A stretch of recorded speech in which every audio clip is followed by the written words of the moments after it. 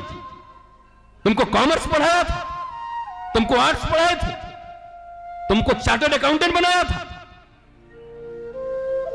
लेकिन how to maintain their stress, how to manage their stress, how to manage their sorrows and calamities, कब पढ़ाए, कहां पढ़ाए, किसने पढ़ाया, किसने दी वो संस्कृति की शिक्षा उनको। इसलिए विद्या दो तरह के होते हैं, एक जीविका की विद्या जो तुमको अर्थ कमाना सिखाती है, और एक होती है जीवन की विद्या जो तुम्हें जीवन का अर्थ सिखा देती है कि जीना कैसे है। एक सिखाती है हाउ टू अर्न मनी, एक सिखाती है हाउ टू लर्न मनी। तुमने अर्न मनी तो सिखा दिया, लेकिन मनी पढ़ने का चरित्र तुमने नहीं सुनाया। और कहते हो I love you my son my daughter, मैं तुम्हें प्यार करता हूं बच्चे। ये तुम्हारा प्यार है, ये तुम्हारी संस्कृति है। उसे ज्ञान नहीं है कि शरीर से बड़ा कुछ होता है। उन्हीं कॉलेजों में, उन्हीं स्कूलों में, जेंट्स ब्यूटी पार्लरों में जाकर के बाल कटवा करके अपने शरीर के आकर्षणों में उन्हें फंसा करके जिस बच्चे के ऊपर तुमने अपनी सारी जिंदगी की कमाई लगा दी, जो तुम्हारे जिगर का टुकड़ा है, उसे ही कोई उठाया ले गया और वो तुम्हारी भी बात नहीं सुनता। मेरा अब्दुल ऐसा नहीं है, दूसरे के होते होंगे मम्मी, पर ये बहुत अच्छा है, ये विद्या है तुम्हारी। और आप जाकर के पड़ोसियों के साथ दुख रोते हो, हमारा बेटा हमारी बात नहीं सुनता, तुम सुनने के योग्य छोड़े हो। हमारी बेटी हमारी बात नहीं सुनती, तुम सुनने के योग्य छोड़े हो। 9 महीने तक जब तुमने गर्भ में रखा था, उस 9 महीने में तुम्हारा जो चिंतन होता, तुम्हारा बच्चा वैसा ही पैदा होता। दुनिया का कोई बड़ा से बड़ा वैज्ञानिक यही कहेगा, I am literate person, I am doctor. दाढ़ी बढ़ा के कोई आकर के तुम्हारे पास तुम्हारी दक्षिणा के लिए नहीं बैठा। तुम जितना पढ़ाओगे अपने बच्चों को, उतना पढ़ा के मेरे गुरु ने मुझे बिठाया होगा। कौन सी पढ़ाई, कौन सी कमाई, जहां मां बाप को मां बाप नहीं समझते बच्चे। बच्चा अमेरिका तो तुम यहां पड़े हुए हो। जरा याद करो उस प्राचीन संस्कृति को, जब सारे परिवार एक साथ रहते थे, आनंद होता था। होली दीपावली दशहरा में नहीं, रोज होली दीपावली दशहरा होती थी। अब तो होली दीपावली दशहरा छोड़ो, मुंबई का वो कांड याद करो जब लाश सड़ गई उस मां की, और बेटा 6 महीने के बाद आया और फ्लैट खोला, तब पता चला मां कंकाल हो गई है। उसके लिए पैदा किया था, अमेरिका भेजा था अपने बेटे को। ये क्या जिंदगी है, ये कौन सी दुनिया है, क्या सिखा रहे हो? और आज जो तुम्हारा हालत हुआ है वही तुम्हारे बच्चे का होगा, क्योंकि वो भी अपने बच्चों को वैसे ही पालेंगे। आज जो तुम दुख पा रहे हो, जो तुम कष्ट पा रहे हो, जो तुम तकलीफें पा रहे हो, अकेले में रह रहे हो, वही तुम्हारे बच्चों को भी मिलेगा। जो दर्द तुम्हें मिल रहा है वही दर्द उन्हें भी देना चाहते हो, और ऊपर से कहते हो मेरे संतान हैं, ऊपर से कहते हो मैं इन्हें प्रेम करता हूं, ऊपर से कहते हो मेरे कलेजे के टुकड़े हैं। ये कलेजे के टुकड़ों को यही शिक्षा दे रहे हैं। कलेजे को टुकड़े तुम्हारे पास रहे, वृद्धावस्था में मां बाप की सेवा करें। एक पुत्र एक पुत्री के लिए इससे बड़ा धर्म क्या हो सकता है? बेटा उसी घर में है। ये मां लोग ही ज्यादा जिद करती है, नहीं नहीं नहीं, इसको बाहर भेज दो, इसको पुणे भेज दो, इसको मुंबई भेज दो, इसको अमेरिका भेज दो। तुम्हारी बुद्धि सठिया गई है? तुम्हारे मां बाप ने तुम्हें कुछ पढ़ाया नहीं, सिखाया नहीं, समझाया नहीं? पीढ़ियां बिगड़ गई।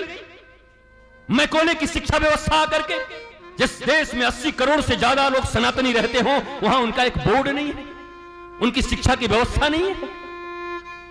अंग्रेजों के दिए शिक्षा व्यवस्था पर पलते हो, पढ़ते हो, कॉन्वेंट संस्कृति में पलते पढ़ते हो, और ऊपर से कहते हो मेरा भारत महान, मेरा देश महान। जहां के बच्चे अपनी मातृभाषा बोल नहीं पाते, मेरा भारत महान। कैसा महान? किस बात का महान? ये चंद साधु संत माथे पे तिलक लगाए, जटा बढ़ाए, कपड़े पहने, इनके ऊपर भी तुम्हारी कुदृष्टि है। इनके विषय में भी एक बात उठ जाए तो चटकारे ले लेके चैनलों पर बैठकर सुनते हो, मौज लेते हो। कभी उनके जीवन में किए गए तपस्या के लिए कभी उनका सम्मान नहीं कर पाते।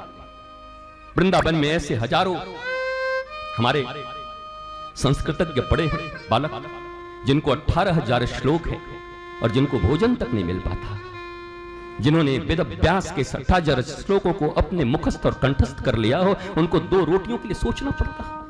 ये भारत देश की व्यवस्था है। उसके बाद भी तुम ये आसरा लगा करके बैठे हो मेरा भारत महान। सनातन संस्कृति बचेगी, हमारी संस्कृति बचेगी। विवेकानंद बगल के घर में पैदा होगा, हमारे घर में आइंस्टाइन पैदा होगा। आइंस्टाइन के विषय में सुन लो, आइंस्टाइन जब मरने लगा तो उसने किताब लिखा और लिखकर अपने प्रिय दोस्त से कहा कि अगर इस दुनिया में भगवान होते हैं तो मैं भगवान से एक ही चीज मांगता हूं, क्या?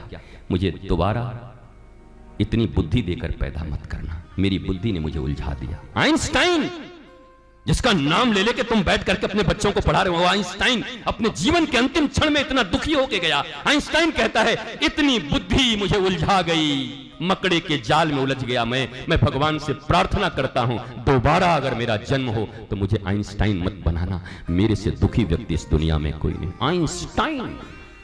और हमारे बच्चों का, हमारा बच्चा बड़ा बड़ा इंटेलिजेंट है, आइंस्टाइन है। अरे आइंस्टाइन की जीवनी तो पढ़ लो, रो रहा था मरते समय। Einstein, Einstein. अधिजल गगरी छलकत जाए, a little knowledge is dangerous.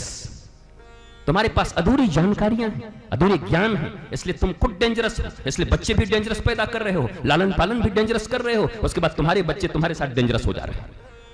Give and take.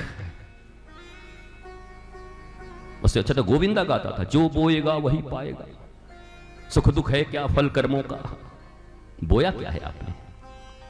तो प्रथम संस्कार होता था पुंसवन संस्कार। पुंसवन संस्कार किसे कहते थे?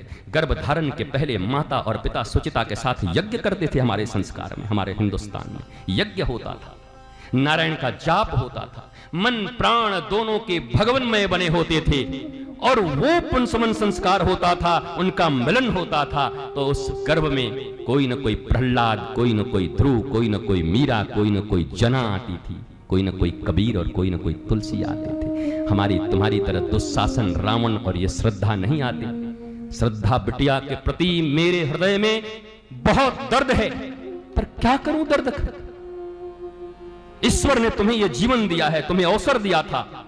दुर्लभो मानुषो देहि देहि नाम क्षण भंगुरः तत्रापि दुर्लभम मन्ये वैकुंठ प्रिय दर्शनम। 18 साल में शादी करके बच्चे पैदा करने का तुम्हारा अधिकार है। 18 साल की उम्र में तुम वयस्क माने जाते हो, और 18 साल में अगर तुम्हारी बुद्धि परिपक्व नहीं हो रही है, भारतीय संस्कृति के ज्ञान के कारण जो कुसंस्कृति फैलाई जा रही है, तो क्या सहानुभूति रख के करेंगे?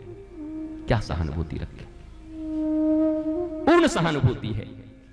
पर हे मेरे देश के माता पिताओं, वृंदावन के बंदरों की तरह जो इधर उधर देख रहे हो ना, एक दिन इन्हीं मंदिरों में आकर नाक रगड़ोगे और गुरुओं के दरबार में जाकर नाक रगड़ोगे कि मेरी बेटी को बचा लो, मेरे बेटे को बचा लो। आज क्यों नहीं ठीक हो जाते? आज क्यों नहीं अच्छे हो जाते? आज बोलने पर तो इधर उधर देख